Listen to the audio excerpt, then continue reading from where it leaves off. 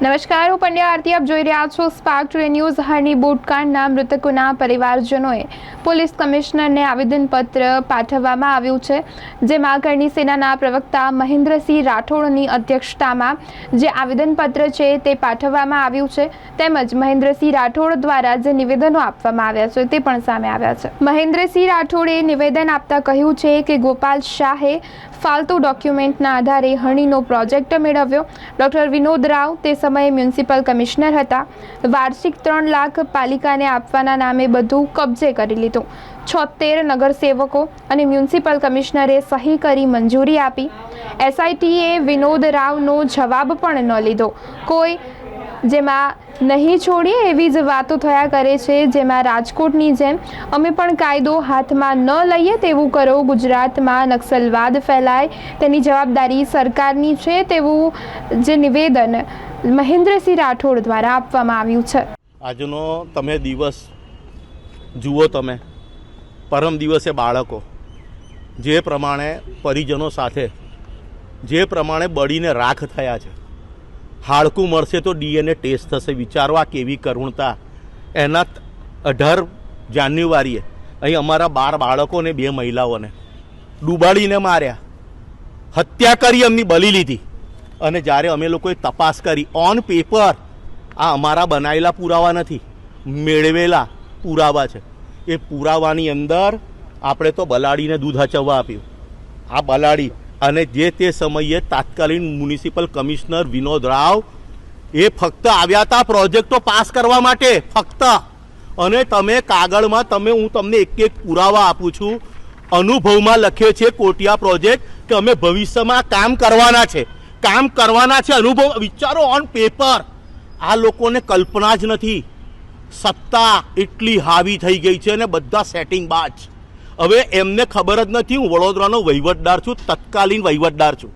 અને એ માણસ માલિક તરીકે જે એગ્રીમેન્ટ કરે છે, માલિક તરીકેની કોઈ જવાબદારી મ્યુનિસિપલ કમિશનર તરીકે કોર્પોરેશનની નક્કી જ નથી કરતા.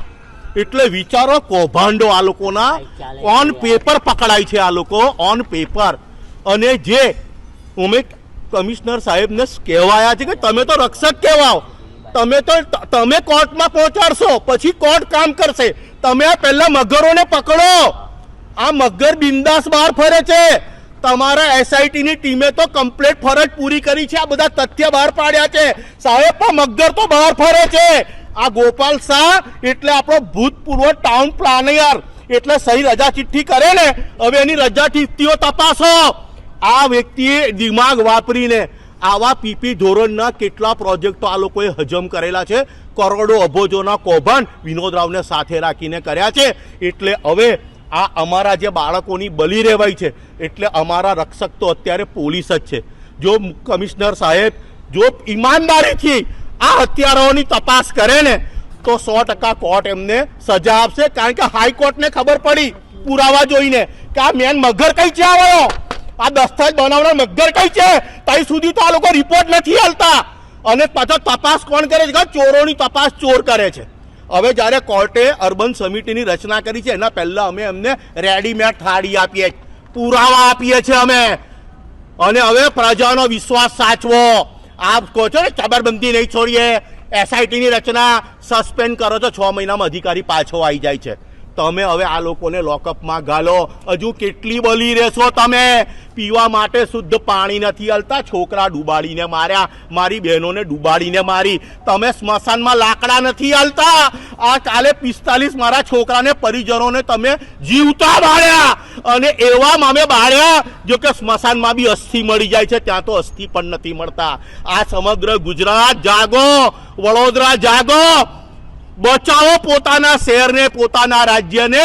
આપણે તો આ રાક્ષસોને ગુજરાત સાચવવા આપ્યું છે. મોદીજી, તમારા નામ નીચે તો જુઓ કેવા ચોરો ફાટ્યા છે. તમે તો કઈ કરો. સાને વિકાસ કહો છો? સાને અહીં ગાડી 27,000 વડ હતા. 10 વર્ષ પહેલા 2700 વડ હતા. અત્યારે 27 વડ નથી રાખ્યા. કાચબા ખાઈ ગયા, બધું જ ખાઈ ગયા. કયો વિકાસ? સ્માર્ટ મીટર કઈ રીતે લગાવો છો? પહેલા ઈમાનદાર સ્માર્ટ એન્જિનિયરો તો બનાવો, કોર્પોરેશન સ્માર્ટ બનાવો, કર્મચારીઓ સ્માર્ટ બનાવો, પછી સ્માર્ટ મીટર લગાવો. શરમ આવી જોઈએ તમને, શરમ આવે. મોદીજી હવે તો દયા ખાઓ. ભૂપેન્દ્ર પટેલ મુખ્યમંત્રી સાહેબ, તમે તો વડોદરા ટોન્ટ મારીને જતા રહ્યા. તમને ખબર જ ના પડી તમે શું કીધું. હવે તથ્ય બહાર નીકળ્યું કે વિચારો કે રાજકોટમાં બાળકો મર્યા ને તો એમને 48 કલાકમાં બંધનું એલાન આપ્યું. આજે રાજકોટ બંધ છે, પણ મારા વડોદરાની અંદર મારા 12 બાળકોને બેન મરીને તો અમારા સંસ્કારીજનો સંસ્કાર ભૂલી ગયા. આ રંગીલા રાજકોટે તો પોતાની સંસ્કારી પ્રૂફ કરી. હવે અમે તો સંસ્કારી જન છે, હવે અમે લડત આપીને અમારા સંસ્કાર બતાવીશું.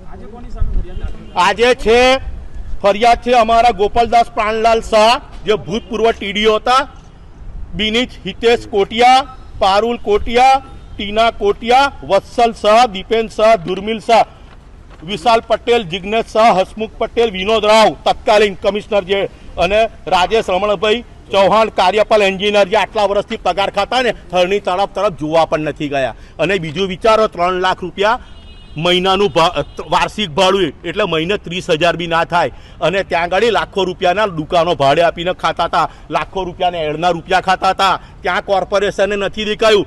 અને અમારી પાસે તથ્ય આવી રહ્યા છે કે એનું લાઇટ બિલ કોર્પોરેશન ભરતી હતી. એ પણ તમને પુરાવા આપીશું.